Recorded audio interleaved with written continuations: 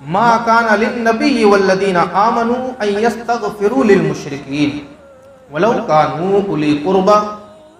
من بعد ما تبین لهم انہم اصحاب الجحیم وما كان استغفار ابراہیم لابیہ الا عن موعدۃ وعدها ایاہ فلما تبین له انه عدو للہ تبرأ منہ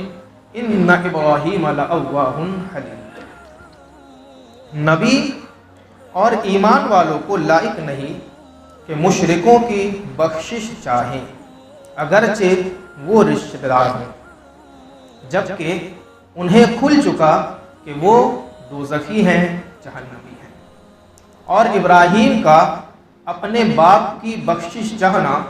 وہ تو نہ تھا مگر ایک وعدے کے سبب جو اس سے کر چکا تھا۔ پھر جب ابراہیم کو کھل گیا کہ وہ اللہ کا دشمن ہے، اس سے دل کا توڑ دیا۔ بے شک ابراہیم ضرور بہت آہیں کرنے والا اور متحمل ہے۔ حضرت ابراہیم علیہ السلام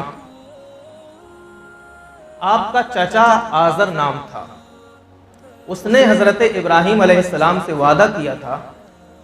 کہ میں ایمان لے آؤں گا، آپ میرے لیے بخشش اور استغفار کی دعا کریں۔ آزر ایمان نہیں لایا۔ حضرت ابراہیم علیہ السلام نے اس سے وعدہ فرما لیا کہ ٹھیک ہے، تم ایمان لے آؤ، میں تمہارے لیے بخشش کی دعا کروں گا۔ آزر مشرک تھا، آزر کافر تھا، اللہ کی وحدانیت کا انکار کرتا تھا اور حضرت ابراہیم خلیل اللہ کی رسالت کا انکار کرتا تھا۔ لیکن جب حضرت ابراہیم خلیل اللہ علیہ السلام کے سامنے یہ راز کھل گیا اور بات بالکل واضح صاف اور شفاف ہو گئی کہ آزر ایمان نہیں لائے گا، تبرأ منہ، تو وہ آزر سے دور ہو گئے اور اس کی راہ کو چھوڑ دیے اور اس سے اپنا تعلق بالکل منقطع کر دیے۔ اور پہلی آیت میں اللہ کے رسول صلی اللہ تبارک و تعالی علیہ وسلم اور تمام مومنین کے لیے یہ ارشاد فرمایا گیا کہ اللہ کے نبی اور ایمان والے مسلمانوں کے لیے یہ روا نہیں ہے کہ وہ مشرکین کے لیے استغفار کی دعا کریں۔ یہ آیت اللہ کے نبی صلی اللہ علیہ وسلم ابو طالب آپ کا جو چچا تھا یہ صاحب ایمان نہیں تھا۔ مفسرین فرماتے ہیں کہ حضرت نبی کریم رؤوف الرحیم صلی اللہ تبارک و تعالی علیہ وسلم سے ابو طالب نے کہا کہ میں ایمان لے آؤں گا، آپ میرے لیے بخشش کی دعا فرمائیں۔ اللہ کے نبی صلی اللہ علیہ وسلم نے اس سے وعدہ جب لے لیا اور اس کے لیے استغفار وغیرہ آپ نے کیا، لیکن جب ابو طالب ایمان نہیں لایا تو اللہ کے نبی صلی اللہ علیہ وسلم کو روک دیا گیا کہ کسی نبی کے لیے اور مسلمان کے لیے یہ روا نہیں ہے کہ وہ کسی مشرک اور کافر کے لیے دعائے مغفرت کرے، استغفار کی دعا کرے۔ یہ آیت میرے پڑھنے کا خاص مقصد ہے، وہ مقصد یہ ہے کہ آج ہمیں طرح طرح سے ورگلایا جاتا ہے اور طرح طرح سے بہکانے کی کوششیں کی جاتی ہے کہ جب اللہ کے نبی ایک کافر کے لیے دعائے مغفرت کر سکتے ہیں تو ہم کسی کافر کا جنازہ کیوں نہیں پڑھ سکتے؟ حضرت ابراہیم خلیل اللہ ایک کافر کے لیے دعائے مغفرت کر سکتے ہیں تو پھر ہم کسی کافر کا جنازہ کیوں نہیں پڑھ سکتے؟ یاد رکھیے، آپ کھل کر کے اللہ نے ارشاد فرمایا وَمَا كَانَ اسْتِغْفَارُ إِبْرَاهِيمَ لِأَبِيهِ إِلَّا عَن مَّوْعِدَةٍ وَعَدَهَا إِيَّاهُ، اور ابراہیم کا اپنے باپ کی بخشش چاہنا وہ تو نہ تھا مگر ایک وعدے کے سبب جو ابراہیم نے اپنے باپ سے کیا تھا۔ کون سا وعدہ؟ باپ نے کہا تھا کہ میرے لیے دعائے مغفرت کرو، میں تمہارے مذہب پر اور تمہارے خدا پر ایمان لے آؤں گا۔ جب یہ وعدہ ہو گیا تو ابراہیم علیہ السلام اس کے لیے دعائے مغفرت کرنے لگے۔ فلما تبین لہ انہ عدو للہ تبرأ منہ، لیکن جب ابراہیم کے سامنے بات کھل گئی کہ یہ تو اللہ کا دشمن ہے تو ابراہیم نے اس سے اپنا تعلق ختم کر دیا اور اس کے لیے دعائے مغفرت بند کر دیا آپ نے۔ یہ اس بات کا واضح ثبوت ہے کہ جب حکم نہیں تھا تب آپ دعا کر رہے تھے، اور جب اللہ نے روک دیا اس کے بعد کسی نبی کی کوئی دعا کافر کے تعلق سے کوئی کہیں نہیں دکھا سکتا۔ بالکل اسی طرح پہلی آیت میں اللہ کے نبی صلی اللہ تبارک و تعالی علیہ وسلم کے تعلق سے اور تمام مومنین کے تعلق سے اللہ نے جو ارشاد فرمایا، ابو طالب نے اللہ کے رسول سے یہ کہا تھا کہ میں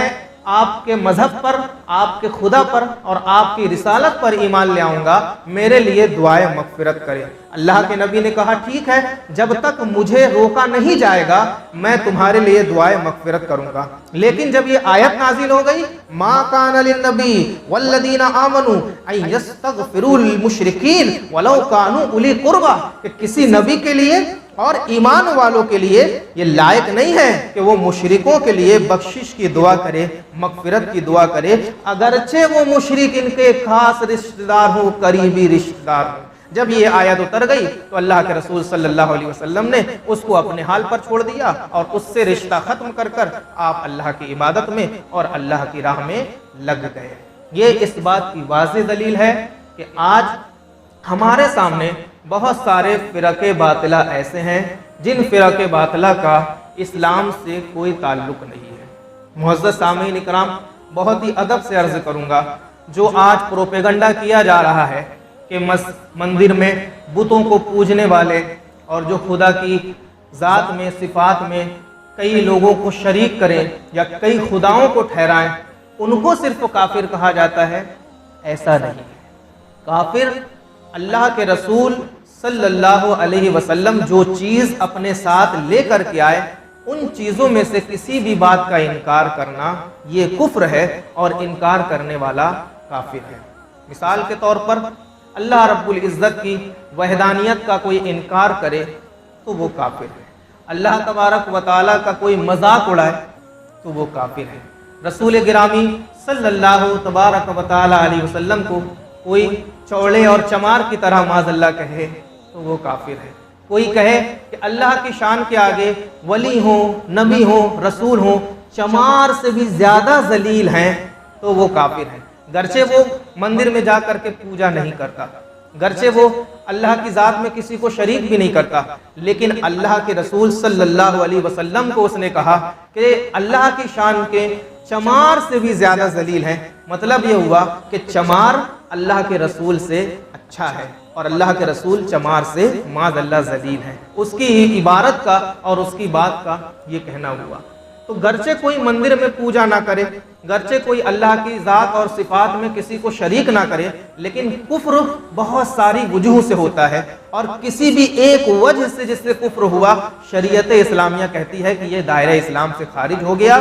یہ کافر ہو گیا۔ تو ان میں سے کوئی بھی وجہ پائی جائے، اب اگر کوئی شخص انہی وجہوں کے ساتھ رہا اور توبہ نہیں کیا، ویسے ہی مر گیا اور یہاں پر اس کا جنازہ آیا، نئی مختر نے کہا ایسا شخص جو گستاخ رسول ہے اور اللہ کی ذات میں گستاخی کرنے والا ہے، میں اس کا جنازہ نہیں پڑھاؤں گا اور آپ میں سے کوئی بھی اس کا جنازہ نہیں پڑھے گا، تو یہ نئی مختر نے اپنی بات کہی کہ خدا اور رسول کی بات کہی۔ کیوں؟ کیونکہ اللہ تبارک و تعالیٰ نے تو اپنے پیغمبر کو اور پیغمبر کے ماننے والے مسلمانوں کو صاف لفظوں میں منع کر دیا کہ جو کفر کرے نہ تو اس کے لیے کوئی دعائے مغفرت کرے اور نہ ہی اس کے لیے کوئی بخشش کی دعا کرے۔ تو نماز جنازہ کیا ہے؟ اللہم اغفر لحیتنا ومیتنا، اے اللہ ہمارے مردوں کو بخش دے، اے اللہ ہمارے زندوں کو بخش دے، وشاہدنا، اے اللہ ہمارے موجود لوگوں کو بخش دے، وغائبنا، اے اللہ جو غائب ہیں ان کو بخش دے، وصغیرنا، اے اللہ ہمارے چھوٹوں کو بخش دے، وکبیرنا، اے اللہ ہمارے بڑوں کو بخش دے، وذکرنا، اے اللہ ہمارے مردوں کو بخش دے، وانثانا، اے اللہ ہماری عورتوں کو بخش دے، اے اللہ ہم میں سے جو مسلمان گئے ان سبھی کو بخش دے اور ہم سبھی کا ایمان پر خاتمہ فرما۔ اسی کا نام تو جنازے کی نماز ہے اور یہ دعائے مغفرت نہیں ہے تو کیا ہے؟ اسی لیے ہمارے فقہا فرماتے ہیں کہ جن کا تعلق عقائد اسلام سے نہیں، جو وہابی ہو گئے، جو مرتد ہو گئے، جو اہل حدیث ہو گئے، جو گستاخ رسول ہو گئے، ان کے لیے نماز جنازہ پڑھنا یہ خود کفر ہو جاتا ہے، اور جان بوجھ کر کے خندہ پیشانی کے ساتھ جانتے بوجھتے کوئی نماز پڑھے وہ خود دائرہ اسلام سے خارج ہو جاتا ہے اور اس پر توبہ، تجدید ایمان، اور شادی شدہ ہے تو تجدید نکاح بھی لازم ہو جاتا ہے۔ تو یہ کسی مفتی صاحب کے گھر کی بات نہیں ہے، بلکہ یہ خدائے تبارک و تعالیٰ کے قرآن کی بات ہے، اللہ کے کلام کی بات ہے۔ اب سمجھ میں آئی آپ لوگوں کو یہ بات کہ ہمارے مفتی صاحب لوگ کیوں بولتے ہیں؟ 10ویں سپارہ میں ایک آیت اور ہے، وَلَا تُصَلِّ عَلَىٰ أَحَدٍ مِّنْهُمْ مَاتَ أَبَدًا وَلَا تَقُمْ عَلَىٰ قَبْرِهِ۔ اے حبیب،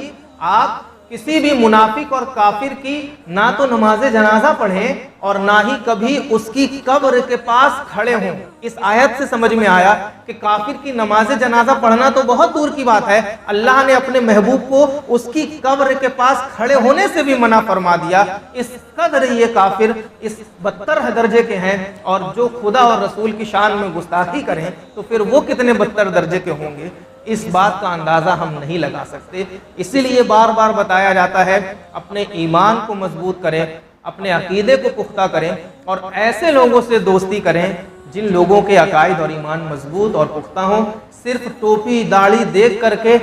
کسی کو اچھا نہیں سمجھنا چاہیے، بلکہ اس کا ایمان، اس کے عقائد حقہ اور اس کی محبت رسول دیکھ کر کے ہمیں کسی کو اچھا سمجھنا چاہیے۔ کل تک سلمان اظہری صاحب کو کوئی نہیں پہچانتا تھا، محبت رسول آج ان کی زبان سے ظاہر ہوئی، پورے ملک میں آج ان کے چرچے ہیں۔ یہ اللہ تبارک و تعالیٰ کی عطا ہے۔ تو سامعین اکرام،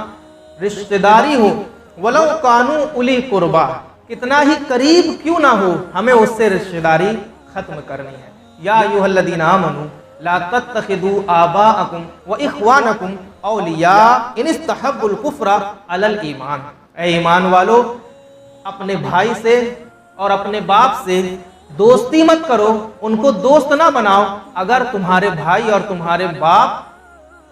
ایمان کو کفر کے بدلے بیچ رہے ہیں۔ اے ایمان والو، لا تتخذوا آباءکم و اخوانکم اولیاء، اپنے باپ داداؤں کو اور اپنے بھائیوں کو دوست مت بناؤ۔ ان استحبوا الکفر، اگر وہ کفر کو پسند کرتے ہیں، علی الایمان، ایمان پر۔ یعنی اللہ ارشاد فرماتا ہے کہ تمہارے باپ ہوں، تمہارے بھائی ہوں، تمہارے کوئی بھی رشتہ دار ہوں، اگر وہ ایمان کے بدلے کفر کو پسند کرتے ہیں تو لا تتخذوا اولیاء، انہیں دوست مت بناؤ۔ انہیں اللہ سے راضی کرنے والے جب وہ نہیں ہیں تو ان کو اپنا ساتھی مت بناؤ، چاہے تمہارا ان سے کتنا ہی قریبی رشتہ ہو۔ یہی بات ہمارے علماء بیان کرتے ہیں تو ہمارے لوگوں کو لگتا ہے علماء فسادی ہیں، علماء جھگڑا کراتے ہیں، ان کو تو صرف روٹی بوٹی کی پڑی رہتی ہے۔ ارے خدا کی قسم، علماء کو روٹی بوٹی کی نہیں پڑی رہتی، علماء شریعت مصطفیٰ کی پڑی رہتی ہے، اور صبح و شام وہ اسی لیے منہمک رہتے ہیں کہ ہمارے ساتھیوں کے، ہمارے بچوں کے ایمان اور عقائد سلامت کیسے رکھے جائیں، اور رات رات بھر محنت کر کے آپ کے سامنے اسی طرح سے 3 آیات 4 آیات روزانہ لاتے ہیں اور پھر آپ کے سامنے اس کا خلاصہ بیان کرتے ہیں تاکہ صحیح کیا ہے، غلط کیا ہے، آپ کے سامنے بالکل واضح ہو جائے، اور آپ کی نگاہوں کے سامنے جو جہالت کا پردہ پڑا ہوا ہے وہ پردہ کافور ہو جائے، اور علم کی روشنی سے آپ کا سینہ اللہ تبارک و تعالی معمور فرما دے۔ السلام علیکم ورحمۃ اللہ وبرکاتہ۔